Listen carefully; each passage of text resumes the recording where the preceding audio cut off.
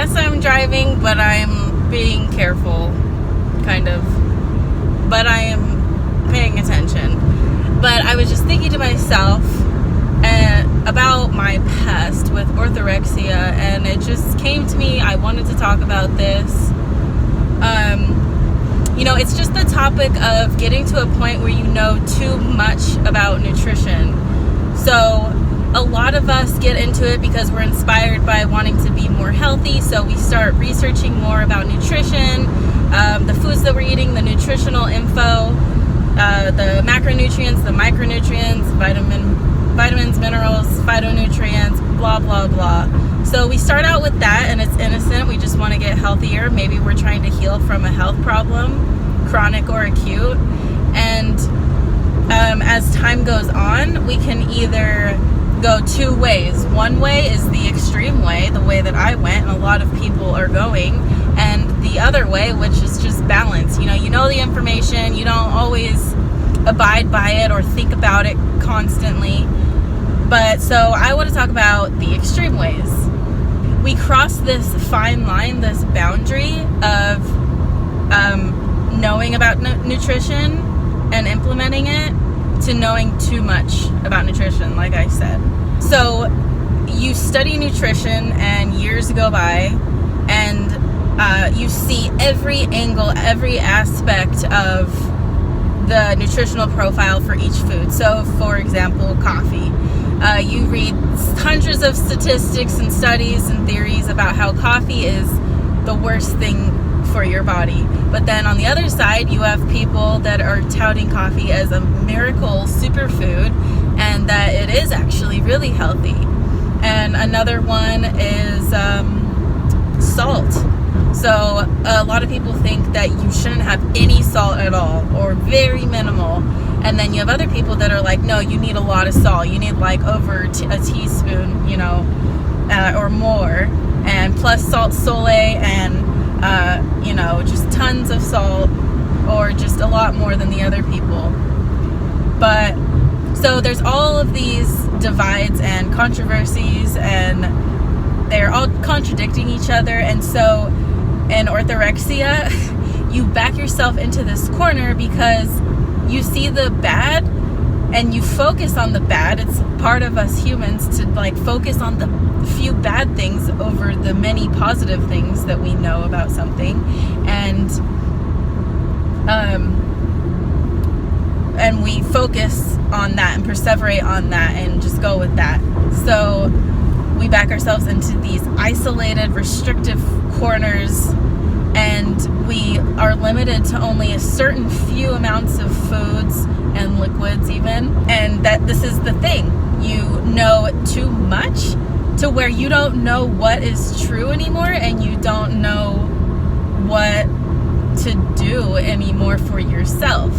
So you're too much in your mind and not enough in your body. So even if you know that these certain foods are or you think that these certain foods are bad for you, but you actually thrive on them, or just prior to being super crazy and restrictive, you did fine and you thrived on them. But then you saw someone over here on YouTube or social media doing something that you weren't doing, even though what you were doing was working for you, and you're like, oh, maybe I should switch things up. And then you try exactly what they're doing, follow what they're doing, and 4 days into it or 4 months into it, you're feeling like shit, but you're believing that that's a more superior way to follow, and you start to become out of balance, and you're not able to follow yourself anymore because you're thinking too much. There really is a thing of us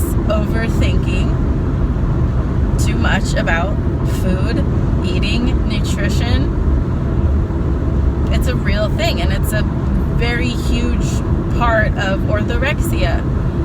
And then we're easily persuaded by others around us, even if we start to hone back in and listen to our intuition and do what feels good to us.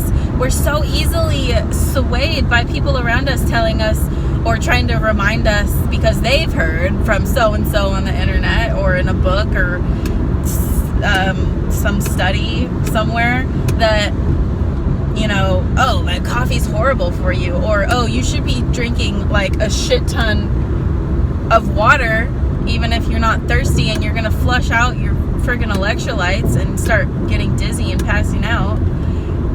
And then you start to question yourself, even though you know now because you've been doing something and it's been working for you.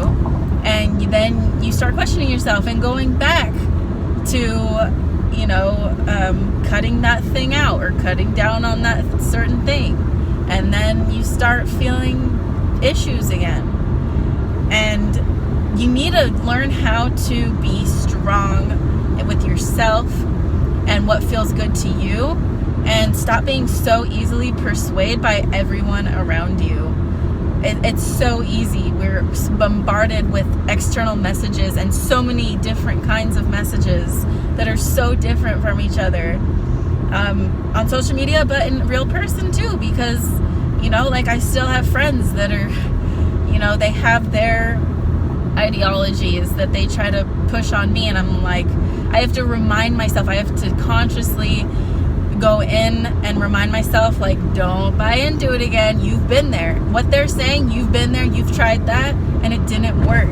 So, you know, let them run their course. You can share your 2 cents once, but don't become a evangelical diet Nazi for them. Just be like, you know, I tried that and shit don't work for me, but it might work for you. But if it doesn't work for you, then you can come back to me and I'll tell you what I did. Or, you know, it's okay to change. It's okay to change. If something is not working for you, it's time to look elsewhere and switch things up. Orthorexia is a real thing. It will drive you nuts. It will drive you away from relationships. It will make you go nuts. You are going to be out of touch with your body, too much in your head. It's not a bad thing to be in your head, but you need to learn how to not be just in your head and be in your body too, and have a good balance. So remember that, because let's face it, you're not gonna get away from people, so you have to learn how to deal with people, and people are gonna be people, and a lot of humans are stuck in the diet culture because that's just what's everywhere around us. So, you know, if your mom or your friend or your spouse is like anti-carbs, don't get swayed into the anti-carb movement. But on the other hand, if your other friend is like anti-fat, overt fat, any kind of oil, any kind of, you know, just any kind of fat source, don't fall into that trap either. No low anything. You're a high everything diet. You're your balanced diet. Insert your name here diet. Balance looks different for all of us. So don't do what their balance is. Do your balance. Find your balance. Orthorexia is not balanced.